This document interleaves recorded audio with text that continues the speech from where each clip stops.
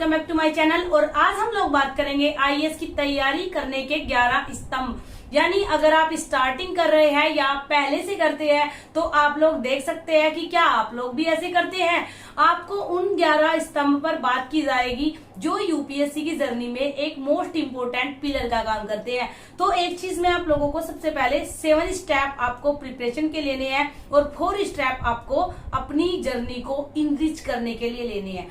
सबसे पहला जो आपका काम है, आपको एक रोड मैप तैयार करना है। यानी आपको कैसे पूरे साल या 1 महीना या 2 महीना या आपको कैसे जब तक भी आपको एग्जाम देना है, जिस ईयर में भी आपको कैसे पढ़ना है, कैसे तैयारी करनी है, इसका आपको एक रोड मैप तैयार करना है।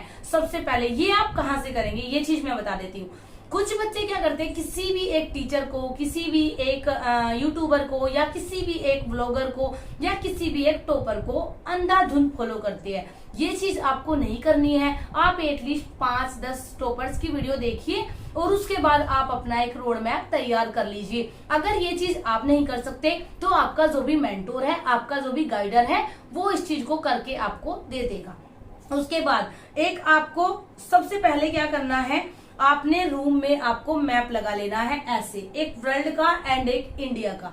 ये क्या करते हैं, जैसे कोई भी मान लो कोई भी करंट अफेयर में मुद्दा है, उसको जैसे कोई भी विवाद, जैसे चीन के साथ या किसी के साथ, तो जिस मुद्दे पर भी विवाद है आप उसको इसमें रिलोकेट कीजिए। इससे क्या होता है, जब आप जैसे ही आप बैठते हैं अपनी स्टडी टेबल पर और आपकी उस चीज पे नजर जाती है तो वो चीज माइंड में रिकॉल हो जाती है। तो एक तो सबसे पहले आपको अपने मैप परचेज कर लेने हैं अगर आप स्टार्टिंग कर रहे हैं। उसके बाद आपको सिलेबस का पीडीएफ बनवा के या तो अपनी टेबल पे चिपका लीजिए, जैसे मैंने चिपकाया है, या आप अपने पास रख लीजिए। और उसको रखने से कुछ नहीं होता, उसका यूज करना है। यानी जब आप टॉपिक को पढ़ रहे हैं न्यूज़पेपर में या किसी भी चीज में, तो आपको देखना है कि वो आपको सिलेबस में कहाँ पर स्टैंड करता है, कितना स्टैंड करता है, और वो चीज आपको एनालाइज करने से आएगी। कोई भी आपको करके देगा नहीं चलेगा। आप जब तक खुद उस चीज में इन्वॉल्व नहीं होंगे तब तक आप यूपीएससी एग्जाम देने लायक नहीं बनते हैं। थर्ड चीज जो आती है अनसोल्ड पेपर्स, यानी प्रीवियस ईयर क्वेश्चन पेपर। वो या तो आप अनसोल्ड ले ले प्रैक्टिस के लिए या आप सोल्ड ले ले। सोल्ड अगर आप लेंगे तो पीछे मत देखिए। कुछ बच्चों का होता है कि चौथे का ये तो वो पीछे चेक करेंगे, वो कोई फायदा नहीं है।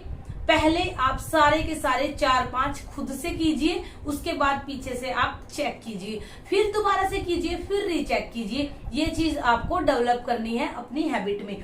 फोर्थ आपको एनसीईआरटी। अब एनसीईआरटी में मैं बात करूं, एनसीईआरटी का इतना ज्यादा बवंडर है, आपको सारी की सारी बिल्कुल नहीं पढ़नी है, आपको सेलेक्टेड पढ़नी है। मेरी प्लेलिस्ट में आपको वीडियो मिल जाएगी कौन कौन सी एनसीईआरटी पढ़े जो मोस्ट इंपोर्टेंट होती है। आप केवल उन्हीं एनसीईआरटी की बुक को फॉलो कीजिए। और उसका भी मैंने वीडियो बनाया है कि आपको बुक परचेज करने की बिल्कुल भी जरूरत नहीं है, वो भी आप फ्री में अपने मोबाइल में स्टडी कर सकते हो। नोट्स के लिए मैं आप लोगों को बताऊं बाद में, एनसीईआरटी सार की एक बुक आती है जो एकदम नोट्स फॉर्म में होती है, आप लोग उसको ले लीजिए। वो लेने के बाद आपको खुद ही लगेगा कि यार हम क्यों नोट्स बना रहे हैं, क्योंकि सारा का सारा डाटा जो आप लोग देखते हो ना नोट्स वगैरह में, वो सारा आपको उसमें मिल जाएगा एकदम 1 लाइनर। और ये इस बुक पे भी मैंने वीडियो बनाई हुई है। एनसीईआरटी सार की बुक है, महेश कुमार शायद रंजन आई थिंक, बट आप लोग एक बार देख लेना। एक बुक महेश कुमार बर्णवाल की भी आती है, तो आप लोग ये चेक कर लेना। और इसके बाद न्यूज़पेपर रीडिंग। तो एक होता है ऐप से पढ़ना, एक होता है न्यूज़पेपर परचेज करके पढ़ना। अब यहाँ पे भी बच्चे कंफ्यूजन होते हैं कि क्या करें। तो देखो एक चीज मैं आप लोगों को बताऊं, पढ़ना तो आपको वही है, वहीं आपको न्यूज़पेपर जो पीडीएफ आएगा उसमें होगा, वहीं आपको ऐप पे होगा। इससे भी अच्छा एक बेनिफिशियल तरीका है कि आप किसी भी वेबसाइट पे जाए। फॉर एग्जांपल दृष्टि आईएएस, विजन आईएएस या एएफई आईएएस। दृष्टि आईएएस और विजन आईएएस वाले फिल्टर करते हैं, एनालाइज करते हैं, फिर डालते हैं, बट एएफई आईएएस वाले सीधा का सीधा न्यूज क्लिपिंग डालते हैं। यानी आपको सीधा लगेगा कि आप न्यूज़पेपर की कटिंग पढ़ रहे हैं, मोस्ट इंपोर्टेंट एडिटोरियल की।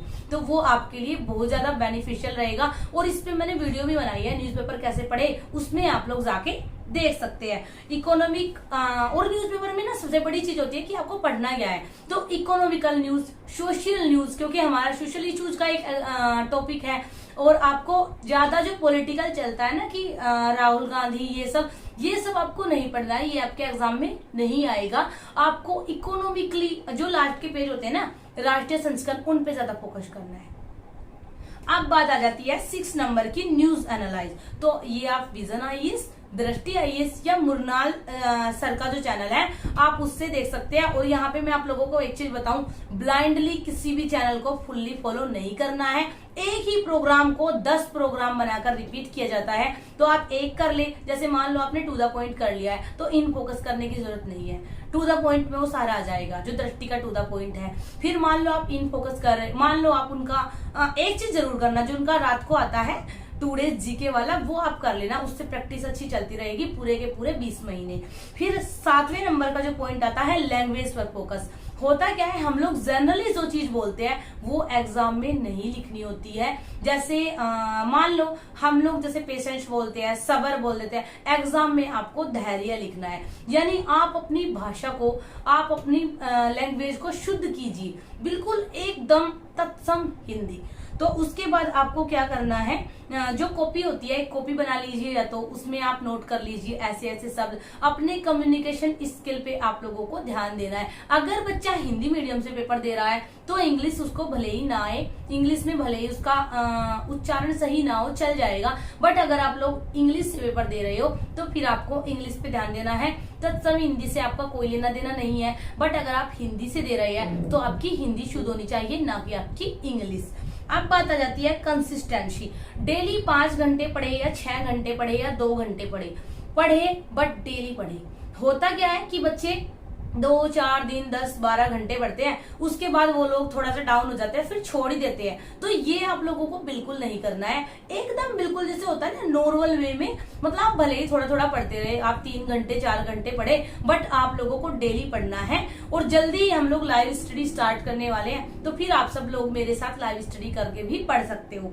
और इसमें क्या करना है, एटलीस्ट आपको करंट अफेयर डेली पढ़नी है। मान लीजिए घर में कोई भी प्रॉब्लम है, कोई भी इशू है, तो भी आपको करंट अफेयर तो कवर करनी ही करनी है, क्योंकि आखिर ये एग्जाम यूपीएससी का है, तो आपको थोड़ा सा भी रिस्क नहीं लेना है।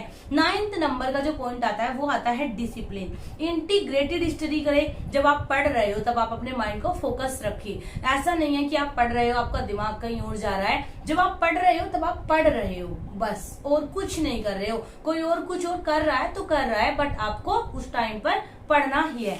उसके बाद आ जाता है 10th नंबर का, तो ये होता है एनालिटिकल पावर। आपको अपनी एनालिटिकल पावर को डेवलप करना है। जैसे हिस्ट्री प्लस पॉलिटी आप लोग देखेंगे, जैसे एक्ट 1815 का एक्ट, और भी जितने भी एक्ट है, 1817 का एक्ट, ये सारे के सारे रिलेट हमारी पॉलिटी में भी करते हैं और हमारी हिस्ट्री में भी करते हैं। तो इन चीजों को आपको ध्यान रखना है, रिलेट करते हुए पढ़ना है। जब आप पढ़ेंगे ना, जैसे भारत में शिक्षा का विकास, भारत में प्रेस का विकास, तो आप लोग फील करेंगे कि ये चीज थोड़ा सा हमारी पॉलिटी में भी की, कैसे उन लोगों ने पॉलिटिकली हमारे देश पे कब्जा किया अंग्रेजों ने। तो आप इस चीज को समझेंगे जब आप रिलेट करेंगे। तो ये चीज आपको करनी है। 11th नंबर का पॉइंट, और ये सबसे ज्यादा नोट बट ये सबसे ज्यादा आप लोगों का इम्पोर्टेंट पॉइंट है कि आप अपने आंख कान हर जगह खुले रखिए। होता क्या है, आप कहीं बाहर गए हैं, कहीं मार्केट में है, या फिर आप किसी स्टेशन पे है, बहुत सारी चीजें ऐसे सोशली होती है जिनको आप अपने एग्जाम में रिलेट कर सकते हैं। कोई भी चीज ऐसी होती है जैसे बेरोजगारी, निर्धनता, ये वृद्धावस्था, ये सारे के सारे हमारे सोशल इश्यूज में आते हैं। तो इनको आप रिलेट कीजिए, और जब आप एथिक्स के एग्जांपल डाल रहे हो या फिर आप सोशल इश्यूज का कोई क्वेश्चन आप प्रैक्टिस कर रहे हो, तब उसमें डाल दीजिए। एक कॉपी बना लीजिए, उसमें सारी चीजें आप लोगों को लिख लेनी है। And now thanks for watching, keep supporting, keep loving, and now bye. अगर किसी के कोई भी डाउट रहते हैं तो आप कमेंट बॉक्स में पूछिए। अगर मैं वहां पर रिप्लाई नहीं कर पाई तो एवरी संडे शाम को आपको उन चीजों का रिप्लाई मिल जाएगा। Now thanks for watching, keep supporting, keep loving, and now bye.